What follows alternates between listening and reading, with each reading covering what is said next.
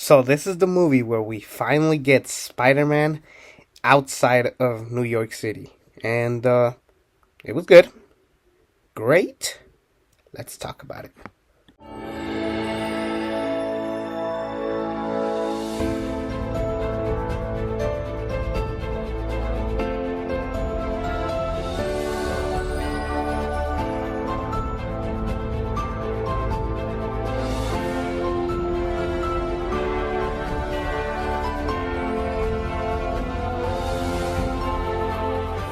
Well, we finally get it to Spider-Man Far From Home. And when this movie came out, I was actually really hyped.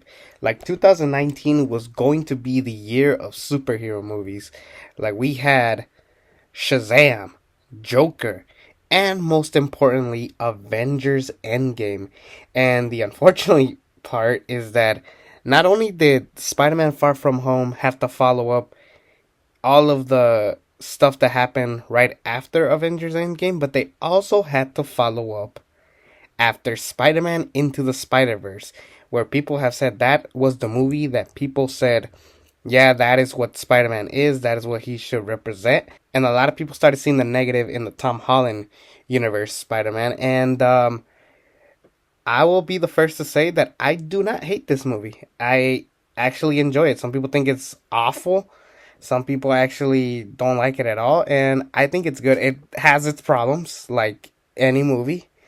Uh, Depending on how great it is, well, let's just talk about it. But like I said, this was following up after Avengers Endgame, where, spoilers for the one person that didn't see Avengers Endgame, Tony Stark had died. He was a big influence in Spider Man's life and the reason why he even got the suits and everything. But basically, what people know as the Thanos snap was actually known as the blip in this world, and basically a lot of people who disappeared came back to actually show you how it all looks.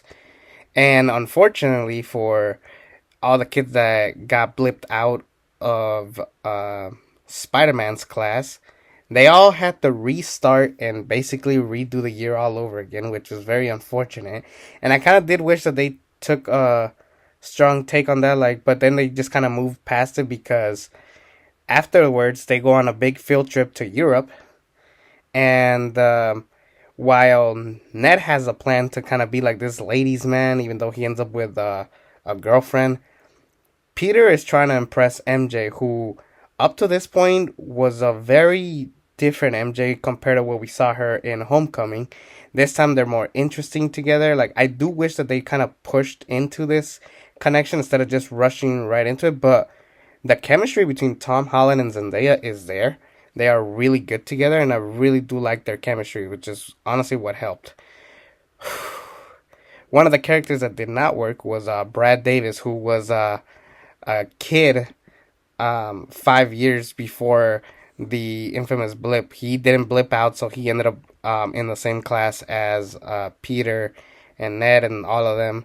So basically, he's now trying to impress MJ, and I don't know, it's kind of weird. Like, they kind of dropped the ball with Flash. He just became irrelevant and kind of pathetic. There's even a scene where Peter knocks him out. But I mean, Flash does play a part in the movie.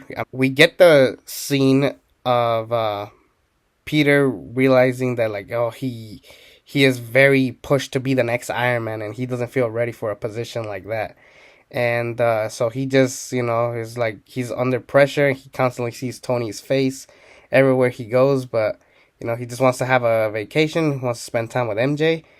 But unfortunately, around this time, there's a bunch of elemental figures attacking the Earth. People thought in the trailers it was going to be Hydro Man and Sandman, and well, we'll get to what it is eventually. But we get Mysterio, and he's a hero, and it's kind of poetic that Jake Gyllenhaal plays Mysterio, given that he was supposed to be Spider-Man back in '04, but they managed to kind of redeem him and have him play in a Spider-Man movie as a villain trying to be the hero, or pretending to be the hero, I should say.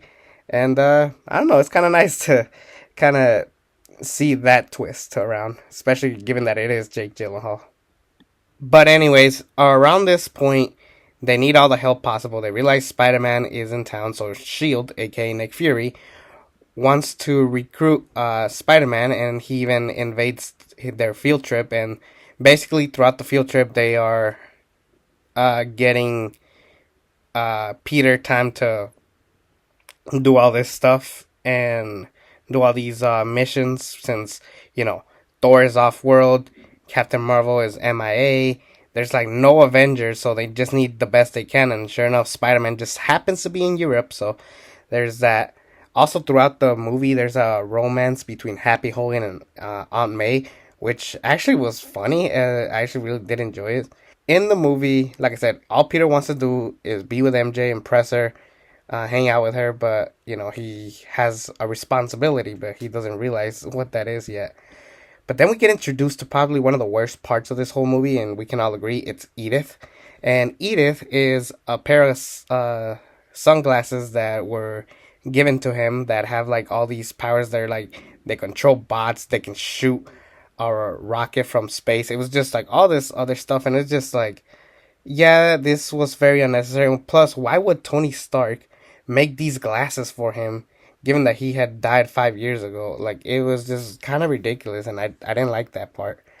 Um, but it does play a role in the fact that the glasses were actually created by Quentin Beck, aka Mysterio, who was a intern or an employee for Tony Stark, who basically Tony takes his idea and basically claims it for his own. And there's even a reunion of all of the people that used to work for Tony Stark, including the guy from the very first Iron Man who gets yelled at by Jeff Bridges. Tony Stark was able to build this in a cave with a box of scraps. Like, that guy was here. But basically, all Mysterio wants to do is pretend to be a hero so people can remember him as the real hero, not all these other Avengers now that they're gone. And sure enough, he tries to get rid of Spider-Man, but then later we find out that MJ steals a drone from Mysterio, who later we find out he is the real villain of this whole story. And in the process, now that everything's all figured out, Peter goes to confront Quentin Beck, and then this leads to this awesome battle where it's like him getting tricked with his mind, and basically he even sees Tony Stark's grave, a tease for Marvel Zombies, if you could say, with Tony Stark's corpse attacking him. I do love that Mysterio does do the practical effects and like do all that stuff. That was probably my favorite part of Mysterio. I think Jake Gyllenhaal did a great job of pretending to be a hero. Like, I remember when he was acting badly, like, yeah, I'm from another universe. Like, we all thought that this was gonna lead to the multiverse saga. We weren't there yet. That we just got a tidbit of it, but it was just teased nonetheless. I personally think that I really wish that Mysterio was Mysterio for most of it. It does feel like I was just watching Jake Gyllenhaal. Even the final battle was so awkward with him in a like CGI suit was ridiculous. I didn't like that part. It felt lazy. I kind of wanted Mysterio to have the Mysterio suit when he was fighting Spider-Man. Even the Peter Tinkle crap was so stupid. I didn't like it, and none of the fans did. That scene with him and Happy Hogan talking, and Peter talks about how it's hard to be the next Iron Man, and Happy's like, yeah, you're not going to be the next Iron Man. I'm sorry. Like, even Tony couldn't even, no one could top Tony Stark, and even though we miss him, like, Tony would not have done what he did unless he knew for a fact that Peter Parker would come back. There was a lot of corniness with the kids and stuff. There's some stuff that worked, like the opening and I Will Always Love You promo. That was cool. Ned, like I said, doesn't do much except be with his girl. The one who truly got the biggest redemption was MJ, honestly. I felt like Zendaya, this was the movie for Zendaya to redeem herself. Not that she wasn't bad in Homecoming, but she was needed some work, if I'm making any sense. I think she needed some work done in order to make us believe that she was going to be the one to fall in love with Peter Parker. And I think they did a great job at that. Also, her finding out that Peter was Spider Man was funny when, oh, he didn't tell me. I figured it out. And that's like, oh, well, I found out first. And like, that was cute. That was funny. I really like those kind of moments. Those were like the best for me. That scene where Peter makes the Spidey suit with Back in Black was cool. Where he was like, "Oh, I love Led Zeppelin." Troy Oboya 17, who did I've mentioned in the Homecoming video.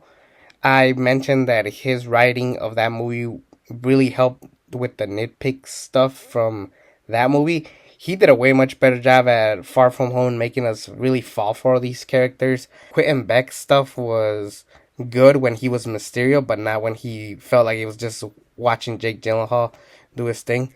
Even like I said, the final battle was take it or leave, but the real good part was like when Jake Gyllenhaal gets taken down. But deep down, we all wanted to see like the classic comic of Peter punching out the helmet. Oh, also the teachers kind of were a little too much. It was actually funny to find out that Peter's teacher was in the Incredible Hulk back in the day. Um, I remember finding out. I was like, oh wait a minute, that was him. So pretty cool callback.